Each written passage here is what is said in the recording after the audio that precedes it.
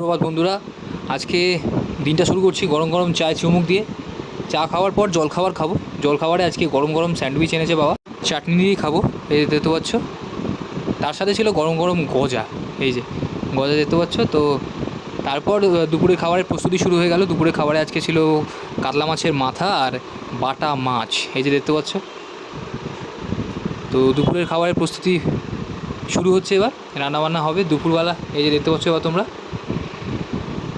কাতলা মাছের মাথা দিয়ে মুগ ডাল হয়েছে। কাতলা মাছের মাথা দিয়ে মুগ ডাল, তার সাথে বাটা মাছ ভাজা, ঝিঙে পোস্ত আর পেঁপে সেদ্ধ দিয়ে ভাত খাবো।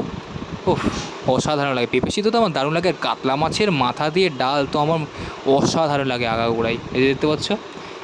তারপর বিকেলবেলা গরম গরম আলুর চপ দিয়ে মুড়ি খেলাম, আর রাতের বেলা ঝিঙে পোস্ত, ঝিঙে সেদ্ধ বলছি, ঝিঙে পোস্ত আর আম ছাড়া তো আজকালকার দিনে আর, আজকাল তো আর মানে ভাবাই যায় না গরমকালে আম দিয়ে রুটি দিয়ে রাতের বেলা, আহ কি অসাধারণ।